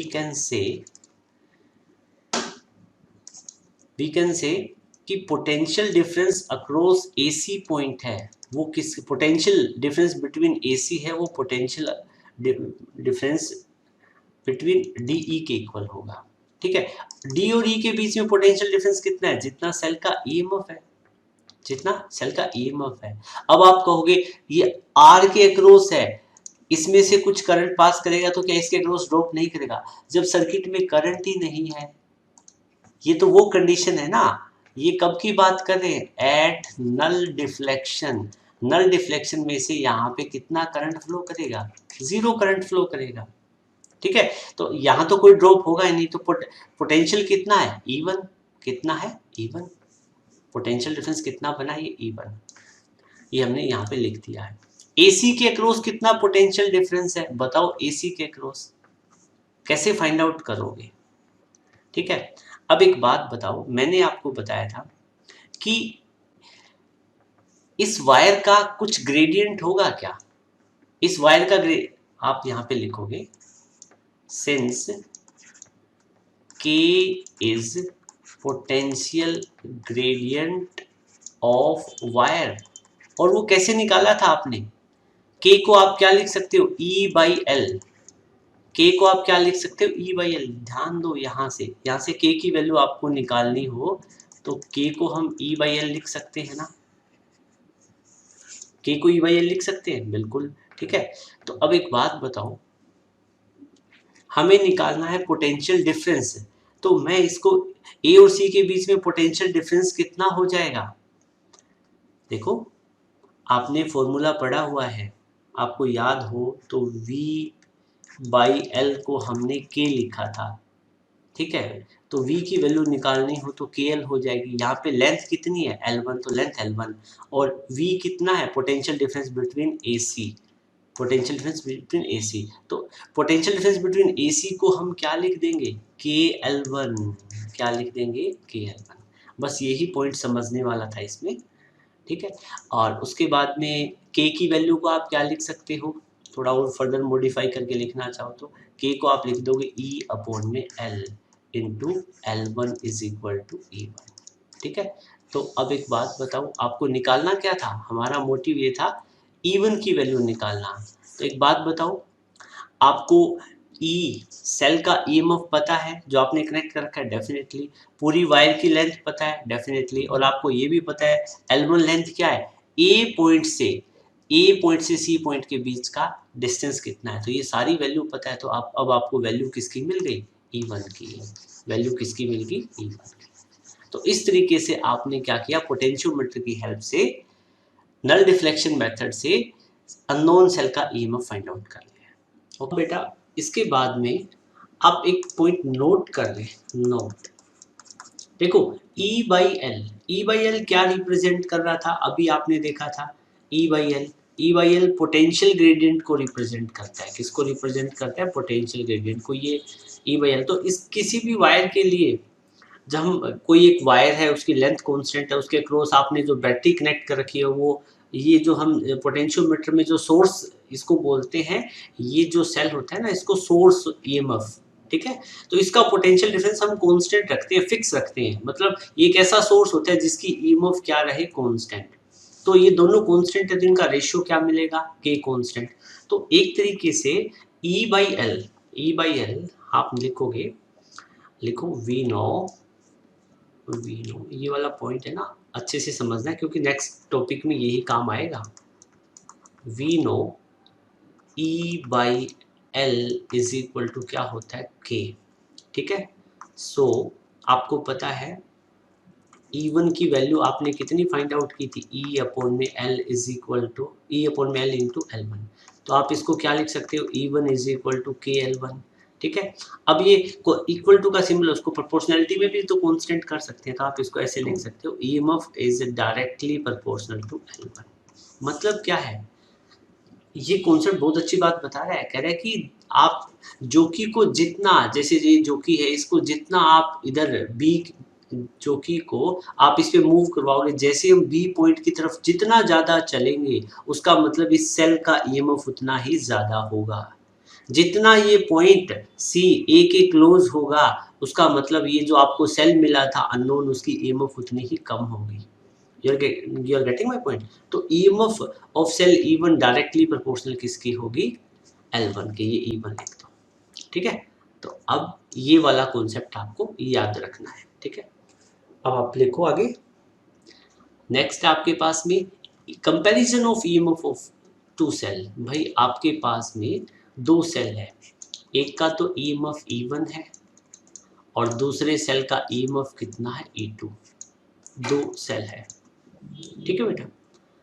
अब आपको ये पता भी नहीं इनकी वैल्यू, आपको ये देखना है कि कौन सा सेल कितना बड़ा है, किसकी ईएमएफ ज़्यादा है। तो अब आप क्या करोगे, आप दोनों सेल को यहाँ पे बना दो, E1 और E2 दोनों सेल को क्या यहाँ बना दो। एक तो सेल E1 यहाँ बना दो, ठीक है, और फिर ठीक इसके नीचे दूसरा सेल बना दो जिसकी ईएमएफ E2 है। इसकी ईएमएफ E2 है और पहले वाली सेल की ईएमएफ कितनी है, E1। और इन दोनों सेल को फिर हम क्या करेंगे, कनेक्ट कर देंगे, यहाँ पे ऐसे कनेक्ट कर देंगे, और इस सेल को भी हम यहाँ पे कनेक्ट कर देंगे, ठीक है।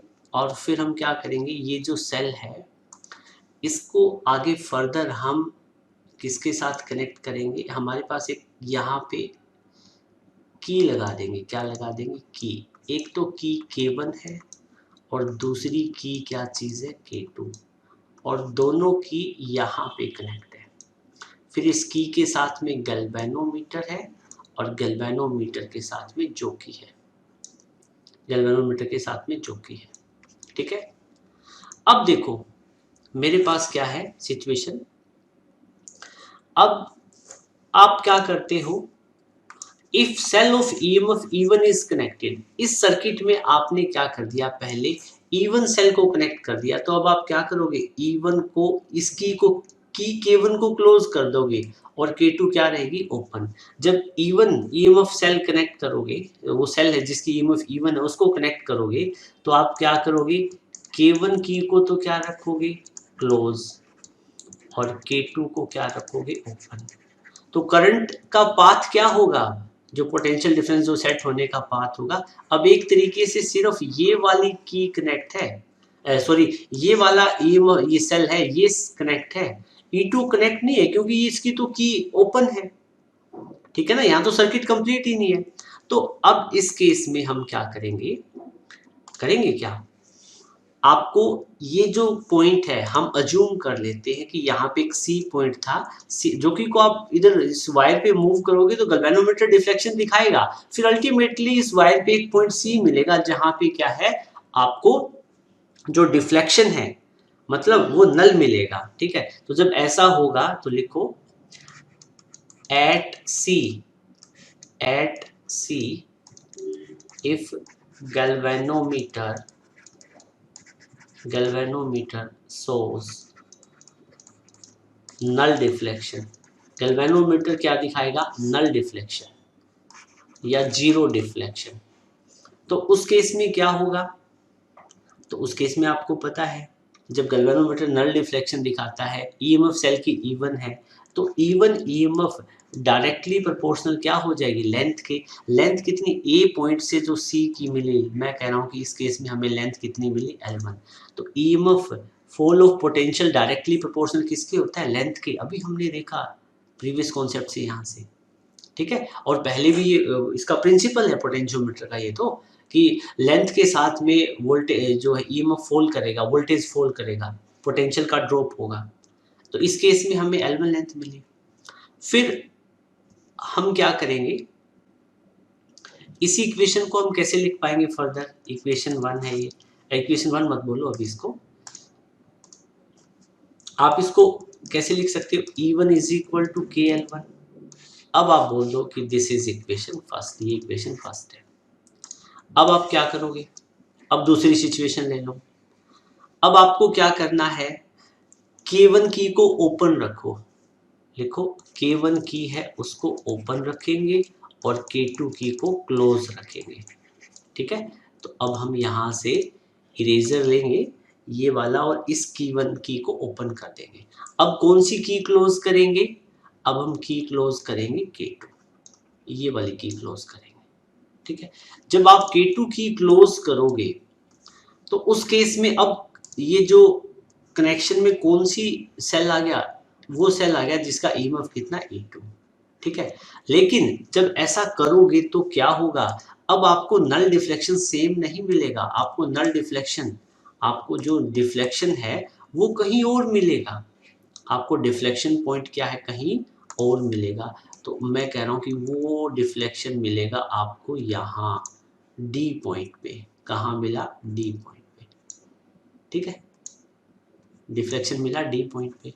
और ये जोकी को आप ऐसे ऐसे स्लाइड करोगे इस केस में, क्योंकि दोनों सेल का ईएमएफ अलग अलग है। अच्छा एक बात बताओ, इससे क्या क्लियर हो रहा है कि E1 बड़ा सेल है या E2 बड़ा सेल है? नेचुरल सी बात है E2 बड़ा है, क्योंकि E2 के केस में आपको ज़्यादा लेंथ कवर करनी पड़ी। तो इस केस में लेंथ आपको ए से डी के बीच की कितनी मिली? L2। तो यहाँ पे भी आप लिख दोगे, जब ऐसा करोगे तो क्या होगा, आपको एट डी पॉइंट पे आपको गैल्वेनोमीटर नल डिफ्लेक्शन दिखाएगा। मतलब ऐसी सिचुएशन बनेगी कि जितना इनका ईएमएफ होगा उतना, देखो जब E2 के जितना ईएमएफ का जितनी E2 सेल की ईएमएफ है ना, उतना ही पोटेंशियल डिफरेंस ए और डी के बीच होगा। ठीक है, तो एट डी गैल्वेनोमीटर, दोनों जगह पोटेंशियल डिफरेंस सेम हो जाएगा तो क्या होगा, at D galvanometer shows null deflection. Galvanometer क्या दिखाएगा? Null deflection. ठीक है बेटा, और वो कब दिखाता है? जब जितना पोटेंशियल डिफरेंस ए और डी पॉइंट के बीच है उतना ही पोटेंशियल डिफरेंस किसका है? E2 सेल का है पोटेंशियल डिफरेंस, या ईएमएफ कह दो इसको। तो इस केस में आप क्या कहोगे? E2 is directly proportional to L2। ठीक है, और आप इसको कैसे लिख सकते हो? E2 is equal to KL2, क्योंकि fall of drop of voltage है, पोटेंशियल है, वो लेंथ के डायरेक्टली प्रोपोर्शनल होता है। ठीक है, तो ये इक्वेशन बन गई सेकंड। दो इक्वेशन बन गई बेटा। अब आप क्या करोगे, आपको इक्वेशन 1 को 2 से डिवाइड कर देना है। E1 by E2 is equal to क्या होगा? KL1 अपॉन में KL2। ठीक है, तो K से K कैंसिल आउट कर दो, तो अल्टीमेटली जो रिजल्ट होगा वो क्या होगा? E1 बाई E2 किसके इक्वल होगा? L1 बाई L2 के। ठीक है, अब एक बात सुनो ध्यान से। अब वैसे हम बात करते हैं, इफ L1 की वैल्यू, फर्स्ट आपने बैटरी कनेक्ट की जिसका ईएमएफ E1 था, उस केस में आपको लेंथ मिली 10 सेंटीमीटर, और सेकंड के केस में आपको लेंथ मिली 20 सेंटीमीटर। ठीक है, तो दोनों में से आपको पता है जिसकी लेंथ ज़्यादा होगी उसका ईएमएफ ज़्यादा होगा। ठीक है, तो इस केस में बताओ दूसरी, अब आपको ये बोल दिया जाए, आपको ये बता दिया जाए कि E1 मान लो कि 30 वोल्ट की है, तो E2 का पोटेंशियल डिफरेंस कितना, E2 सेल का ईएमएफ कितना होगा? तो कैसे कैलकुलेट करोगे? 30 से ज़्यादा ही होगा ना, क्योंकि E2 के केस में लेंथ भी ज़्यादा मिल रही है। ठीक है, तो आप कैसे करोगे? E1 की वैल्यू कितनी? 30, E2 की आपको फाइंड करनी है। L1 कितना है? 10, और L2 कितना है? 20, तो E2 कितना हो जाएगा? 60। ठीक है ना, 60 वोल्ट। तो अब क्या है कि जब आपका सिलेबस रिवाइज हुआ है तो आपको न्यूमेरिकल नहीं करने हैं, न्यूमेरिकल आपके सिलेबस में नहीं है, न्यूमेरिकल आपको नहीं करने। इस टॉपिक की जस्ट आपको थ्योरी थ्योरी समझनी है। ठीक है, और थ्योरी आई थिंक अच्छे से समझ में आ गई होगी। ओके स्टूडेंट, अब हम डिस्कस करेंगे to determine internal resistance of cell. तो इस डायग्राम की तरफ हम फोकस करेंगे। ये वही डायग्राम है जो अभी तक हम स्टडी कर रहे थे, जस्ट एक ये पोटेंशियोमीटर का डायग्राम है। ठीक है, आप देख रहे हो इस तरह के diagram third to fourth time हम डिस्कस कर रहे हैं। तो अब आपको क्या करना है, आपके पास में एक सेल है, ठीक है ना, आपके पास कोई भी एक सेल है जिसका ईएमएफ कितना है? E1, और इस सेल का इंटरनल रेजिस्टेंस कितना है? Small r। तो इस सेल का इंटरनल रेजिस्टेंस कैलकुलेट करना आपको पोटेंशियोमीटर की हेल्प से। तो आप क्या करोगे, आपको क्या करना पड़ेगा बेटा, इस सेल को उठा के हम यहाँ ले आएंगे और कनेक्ट कर देंगे। ठीक है, कैसे कनेक्ट करेंगे? देखो, इसको मैं रब कर देता हूँ, यहीं पे बना देता हूँ। ठीक है, देखो क्या है, मेरे पास एक सेल है जिसका ईएमएफ कितना है? E1। इस सेल का ईएमएफ कितना है? E1। ओके, और इस सेल का इंटरनल रेजिस्टेंस है स्मॉल r। और मैंने क्या किया, इस सेल के साथ में एक एक्सटर्नल रेजिस्टेंस और कनेक्ट कर दिया, इसकी रिक्वायरमेंट पड़ेगी हमें। ठीक है, और फिर मैंने क्या किया, यहाँ पे एक की भी लगा दी है मैंने सर्किट में, यहाँ पे सर्किट ऐसे, यहाँ पे की लगा दी, यहाँ पे की है, और फिर इसके साथ में मैंने गैल्वेनोमीटर कनेक्ट किया, और गैल्वेनोमीटर के साथ में जॉकी, गैल्वेनोमीटर के साथ में जॉकी कनेक्ट कर दी। ठीक है, और इस वाले एंड को मैंने यहाँ कनेक्ट कर दिया। ठीक है बेटा, अब मेरे को क्या करना है, मेरे को इस सेल का इंटरनल रेजिस्टेंस, इस ये जो ईएमएफ है जिस सेल की E1 है उसका इंटरनल रेजिस्टेंस कैलकुलेट करना है। तो उसके लिए मेरे को क्या करना पड़ेगा, देखो बेटा सबसे पहले इस डायग्राम पे 100% फोकस करना आप, ठीक है। अब एक बात बताओ, ये मेरे पास जो गैल्वेनोमीटर है, गैल्वेनोमीटर के साथ में जो की कनेक्ट है, मैंने पहले क्या किया, ये जो की के है ये ओपन रख दी, ये की क्या रख दी, ओपन। जब ये की ओपन रहेगी तो क्या होगा, जब ये की ओपन रहेगी तो अब ये करंट जो फ्लो होगा वो यहाँ से फ्लो होगा, इसमें से, ठीक है ना, सिचुएशन तो यही बनेगी।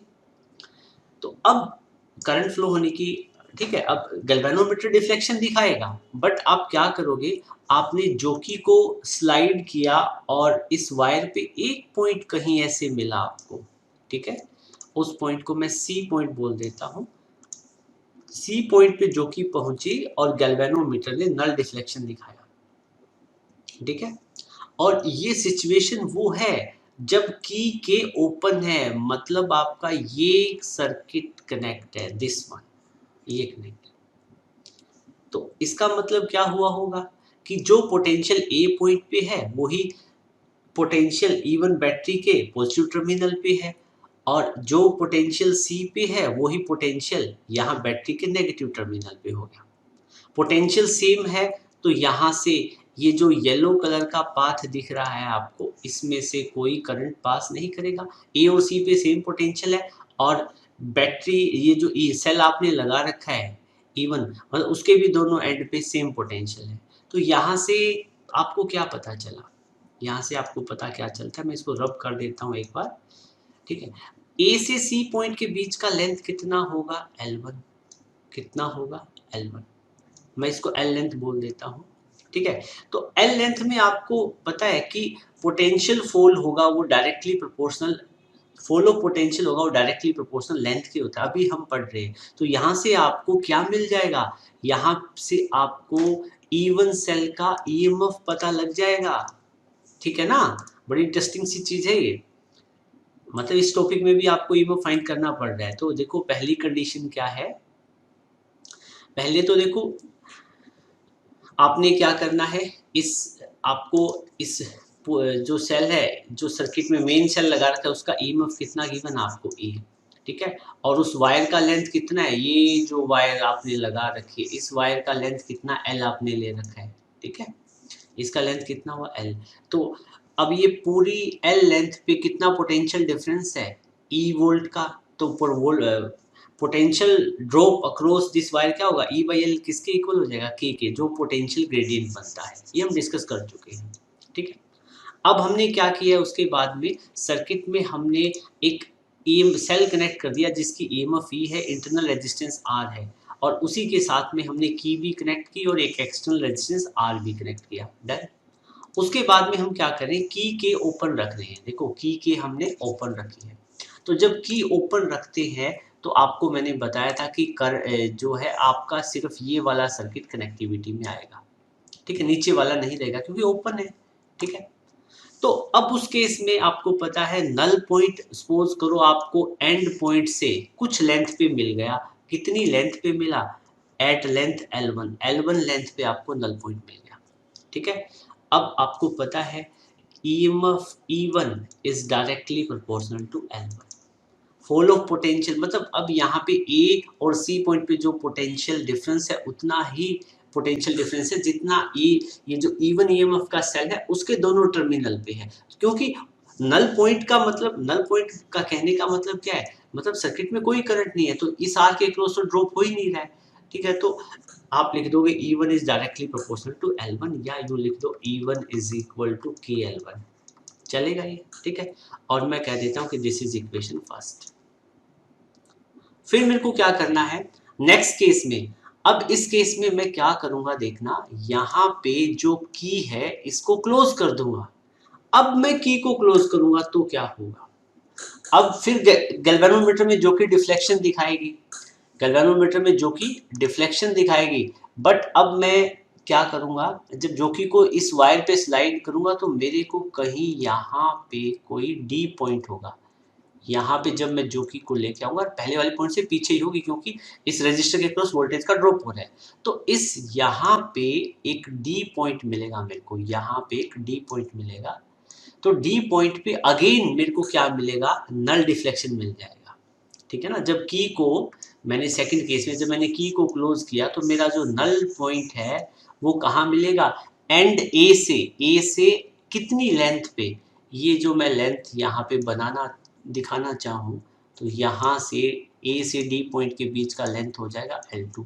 मेरे को L2 लेंथ पे वो मिल जाएगा नल पॉइंट। ठीक है, तो अब इसका मतलब क्या हुआ, देखो नल पॉइंट होने का क्या मतलब है, यहाँ पे देखो, यहाँ पे ए पॉइंट पे और डी पॉइंट पे पोटेंशियल सेम है, जितना पोटेंशियल E1 EMF का उतना सेम, ये पोटेंशियल सेम है, तो यहाँ तो सर्किट में कोई करंट जाएगा नहीं, सेम पोटेंशियल वाले। ठीक है, बट आपने की क्लोज कर दी है तो इस वाले पाथ में तो करंट जाएगा ना, you are getting my point, क्योंकि इस पाथ में रेजिस्टेंस, दो रेजिस्टेंस बन गए, एक ये वाला आर और आर, ये दोनों सीरीज में है। ठीक है, तो अब इस वाले पाथ में करंट फ्लो करेगा, ऊपर भी करंट नहीं जाएगा, ये भी सेम पोटेंशियल पे है, क्योंकि E1 के पॉजिटिव पे जितना पोटेंशियल है उतना ए पॉइंट पे है, और E1 के नेगेटिव पे जितना पोटेंशियल है उतना ही डी पॉइंट पे है। ये सिचुएशन तब है जब की क्लोज कर दी हमने। ठीक है, ये पॉइंट बड़ा ही मजेदार होता है। ठीक है, इसमें कंफ्यूजन नहीं होनी चाहिए, मैंने इजी तरीके से बता दिया आपको।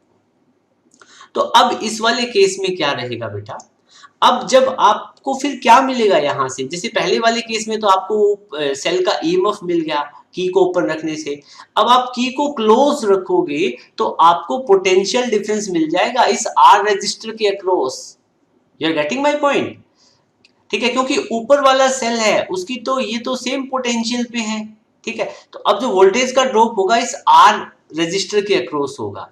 ठीक है, तो अब कितना ड्रॉप हुआ, मैं कह रहा हूं V का ड्रॉप हुआ, कितना ड्रॉप हुआ, पोटेंशियल, देन पोटेंशियल डिफरेंस या पोटेंशियल ड्रॉप, कुछ भी कह दो, पोटेंशियल डिफरेंस या potential drop across register R कितना होगा, V। और अब एक बात बताओ बेटा, आपको मैंने एक फॉर्मूला, अभी आपने एक फॉर्मूला पढ़ा था, ठीक है, इसको बार बार बताने का फायदा नहीं है लेकिन फिर भी बता देता हूँ, पोटेंशियल ग्रेडियंट क्या होता है, फॉल ऑफ पोटेंशियल अपॉन में लेंथ। ठीक है, अब यहाँ पे अब कोई जरूरी नहीं है पोटेंशियल के ई बाई एल भी हो सकता है, जब आपका पोटेंशियल का ड्रॉप ई हो रहा हो, जैसे इस सर्किट में हमने ईएमएफ कितनी लगा रखी थी, ई जो सेल लगा रखा था ईएमएफ का लगा रखा था। ठीक है, अब मान लो हमारे पास, हम बात करें सिर्फ इस वाले सर्किट की, इस वाले बात की। ठीक है, ठीक है, तो इसमें सर्किट में से करंट फ्लो करेगा ना, करंट जबकि के क्लोज होगी तो यहाँ से करंट फ्लो करेगा इस तरीके से, सिर्फ इसी पाथ में कितना करंट फ्लो करेगा, आई करंट फ्लो करेगा। जब आई करंट आर रजिस्टर के क्रॉस फ्लो करेगा तो ड्रॉप कितना होगा, आई आर का। You are getting my point. चलो ये वाला पॉइंट आप समझ गए हो। ठीक है, तो मैं V को यहाँ से क्या लिख सकता हूँ, K इंटू एल लिख सकता हूँ ना बेटा, तो यहाँ से मैं V को K लिख सकता हूँ, ये आपको भी पता है। अब मैं इसको रब कर देता हूँ, V को हम K लिख सकते हैं। ठीक है, लेकिन K तो चलो ठीक है, आप पोटेंशियल ग्रेडियंट पूरी वायर का है और K की वैल्यू आपको पता भी आई थी कि यहाँ पे हमने फाइंड आउट की है। यहाँ से हम नीचे ले चलेंगे इस K की वैल्यू को, K की वैल्यू कितनी है, E बाई एल, K की वैल्यू कितनी है, E बाई एल। ठीक है, मेरे को यहाँ ऐसे नहीं बनानी चाहिए, ये इसको ऐसे लिख देते हैं, यहाँ से हम क्या करेंगे, K की वैल्यू ले आएंगे। Okay, care. अब मैं V की अब लेंथ हमारा कितना है, जब ये जब की हमने क्लोज की थी तो उस केस में लेंथ कितना आया था, L2 आया था ना, डी पॉइंट पे हमें नल डिफ्लेक्शन मिला था, तो यहाँ पे लेंथ कितनी रख दोगे आप, L2। ठीक है, तो आप यहाँ से ये आपके पास आ गई सेकंड इक्वेशन। ठीक है बेटा, हम क्या करेंगे, यहाँ पे इक्वेशन फर्स्ट और सेकंड को डिवाइड करेंगे। इक्वेशन फर्स्ट क्या है, E1 is equal to KL1, और सेकंड इक्वेशन क्या है, V is equal to KL2। Cancel out करो K से K, तो यहाँ पे आपको वैल्यू मिलेगी E1 by V is equal to L1 by L2। ठीक है, हमारे पास ये वैल्यू आ गई है। ठीक है, इसको मैं इक्वेशन थर्ड बोल देता हूँ। ठीक है, इसका भी यूज होगा। ठीक है, अब मैं बात करूं इस वाले सर्किट की, ठीक है। मैंने आपको बताया था कि जब की क्लोज करेंगे तो करंट का फ्लो सिर्फ इसी सर्किट में होगा, ठीक है। तो कितना करंट फ्लो करेगा इसी सर्किट की मैंने रेप्लिका यहाँ नीचे दिखा दी है, ठीक है। और जो करंट फ्लो करेगा वो इस डायरेक्शन में करेगा, ठीक है, की क्लोज करेंगे तब। तो कितना करंट फ्लो किया, मैंने बोला कि आई करंट फ्लो करेगा, ठीक है। तो आई करंट फ्लो करेगा, उस आई की वैल्यू निकालने का हमारे पास फॉर्मूला होता है। देखो आई करंट की वैल्यू निकालनी हो तो सर्किट में जितना ईएमएफ है उसको हम डिवाइड कर देंगे, ये टोटल ईएमएफ उनमें टोटल रेजिस्टेंस, और ये दोनों रेजिस्टेंस सीरीज में है। ये जो एक्सटर्नल रेजिस्टेंस कितना था, आर था ना, तो क्या करोगे आर और आर सीरीज में होंगे तो डायरेक्ट ऐड हो जाएंगे, ठीक है।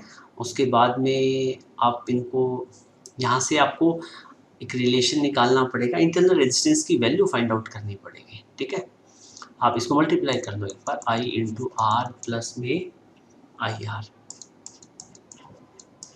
इज इक्वल टू E1, ठीक है बेटा।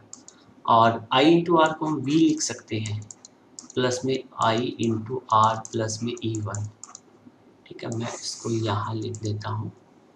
तो मेरे को वैल्यू मेरे पास क्या है, E1 is equal to V plus में आई इंटू आर। तो E1 minus V is equal to I into R, और मेरे को स्मॉल आर इंटरनल रेजिस्टेंस की वैल्यू चाहिए, तो E1 माइनस वी अपॉन में आई, ठीक है बेटा। और फिर हम क्या करेंगे, ओम्स लॉ से E1 माइनस वी, आई को क्या लिख सकते हैं, V बाई आर, ये तो पता ही है आपको, इंटू स्मॉल आर। तो E1 माइनस वी अपॉन में वी, आर ऊपर चला जाएगा is equal to small R, ठीक है। अब सेपरेट डिवाइड करेंगे तो E1 by V minus V by V into R is equal to R. तो ये आपके पास वैल्यू मिलेगी E1 by V minus 1 into capital R is equal to R, ठीक है। और आपको पता है फ्रॉम इक्वेशन थर्ड, ठीक है, इक्वेशन थर्ड से आप क्या कह सकते हो, अभी आपने देखा था E1 बाई वी को हम क्या लिख सकते हैं, L1 बाई L2। देखो यहाँ पे L1 by L2 E1 by we, ठीक है। तो इस रिलेशन में वैल्यू पुट कर दोगे, आप E1 बाई वी को क्या लिखोगे, L1 by L2 minus 1 into R is equal to small R, ठीक है। और यहाँ से बस ये यहाँ से आपको क्या लेंथ की टर्म में इंटरनल रेजिस्टेंस की वैल्यू मिल जाएगी। L1 आपको पता होगा, L2 पता होगा, एक्सटर्नल रेजिस्टेंस आपने कनेक्ट किया पता है। तो देखो बैटरी का जो ये सेल है वो पोटेंशियोमीटर की हेल्प से इसका हम इंटरनल रेजिस्टेंस फाइंड आउट कर लेंगे। So it was all about today's class.